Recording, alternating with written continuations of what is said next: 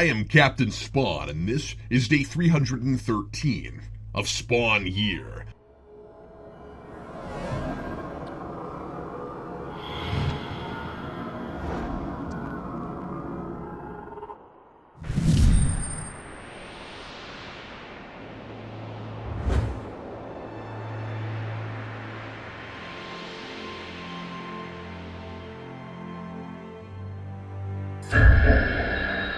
I've become quite adept at dodging and avoiding whatever Tiny Adam West decides to throw at me here in the graveyard. It's been almost 2 weeks since my last formal training session with stocky Frank Miller Batman, but this horrid place remains relentless, either to further groom me for combat or to irritate me to an intolerable degree, or to flat out rip me apart so I can't review any longer.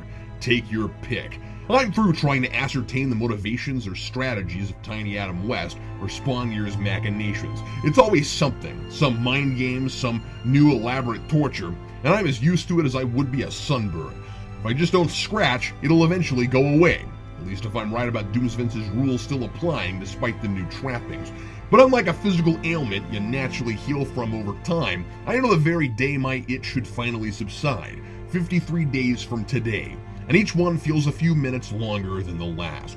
The closer the clock counts down to that fateful day, the more desperate this place seems to be to throw me off the course I have so stubbornly charted for myself, using whatever means it has at its disposal. Today, Tiny Adam West congratulated me on my progress, saying he never had any doubt I was the fated emissary of Mountain Dew, that despite stocky Frank Miller Batman's reservations, he found all that initial evaluation and testing under the guise of Doomsvince tedious and barely warranted. Becoming the champion of Mountain Dew was always my destiny. It was written in the stars, and every day my newfound cunning and prowess proved it more and more. He laid it on thicker than the icing on a sheet cake. Al Simmons is discovering more about his destiny as well, the plan that was finagled by Maman years before he became Spawn to manipulate his psychology, to turn him into a deranged murderer, and eventually become a Hellspawn. Like Tiny Adam West has ostensibly done to me, Al has unwittingly been transformed into the pawn of a demon and then told that it was always meant to be. Al's brother, Richard, who Al had lost all memory of until last issue, fills in the remaining blanks for Al and the reader about the incident that led to all three brothers becoming responsible for the gruesome murder of a cocaine dealer. The story builds on that bizarre, never-explained image from Holguin's run of Maman sitting in Al's father's chair in a fleeting memory, from an issue that seemed to promise some much-needed background on Al's parents, but until now was never followed up on, and had me scratching my head in bewilderment, wondering if Maman had altered Al's memory for some reason, or if Maman was really somehow there during his childhood. It turns out that Maman really was there in the guise of Malefic, Al's mother's mysterious friend who always wears a white suit, because devils in white are perverse and ironic and stuff. It's why the devil in Tekken looks like an angel. He shows up whenever Al's father happens to be out of town and maybe having an affair with his mother. What he's really there to do is to nourish a dark seed inside Al, to make him curious and then obsessed with experiencing the moment between life and death by taking the lives of animals and staring into their eyes as they die, saying that it reveals a glimpse of immortality. It's a morbid foreshadowing of his future, since Spawn becomes immortal but looks like and revels in death for eternity, although all that does in clearing up his candidacy for a Hellspawn is to create an initial disturbed bloodlust, and it's at odds with the story of a straight-laced, naive soldier with a good heart who loses all of that when he descends into the darkness, drifts out of touch with his humanity, and creates hell for his wife. I suppose the point is that he's not at all what he thought he was, but we're in major retcon territory once again.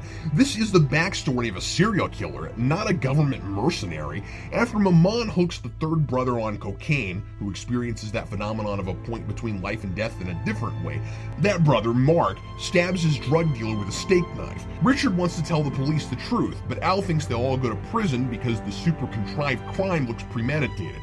So in order to solve the dilemma of the barely alive drug dealer in need of medical attention, Al kills him dead the rest of the way, enjoys watching his soul leave his body, and Maman shows up to applaud the full emergence of Al's dark side. Way to go, Palpatine! He's a crazy nutjob who will soon whine about the love of his life and repeatedly put her in front of the best interest of the rest of the universe. Did Spawn really just rip off the Star Wars prequels and establishing character-building backstory? So, where do I begin with this? First, we already know Man of Miracles predestined Spawn to save the world back at the beginning of time, so Mamon's long con hardly matters, except to further make Al a non-entity who never had his own brain or ideas or anything. Was it really a dark seed Mamon helped to sprout up, or was he a blank slate? I don't know. I mean, there's no depth to any of these characters. Maybe the idea is Mamon accidentally shot himself in the foot by bringing about the apocalypse and its savior and playing into Man of Miracles' hands. But I'm so done with all that. I don't care. It's high time we moved on with this laughably designated reboot. Secondly, the conspiracy Morrison hinted at back in the Stone Age of Spawn continuity, that Jason Wynn was in league with Hell and helped set Al up to get Spawnified, is more believable, interesting, and less convoluted than this. Lastly, how did this guy pass a government psych evaluation? I bet his recruiter was really Mamon too. We also meet Al's parents at the beginning of this, who have been forever trapped in their home and rendered invisible by Mamon, so I guess we'll see what that's about. Funny that they've known about the supernatural way longer than Spawn has. The idea that all three brothers reacted differently to Mamon, and any could have been Spawn, might be a cool nature versus nurture discussion if anything's done with it, but I'm really sick of all this plugging away at origin. Just leave me alone about fate and destiny, and let me move forward already. You're accomplishing nothing but wasting my time. Signed, Captain Spawn.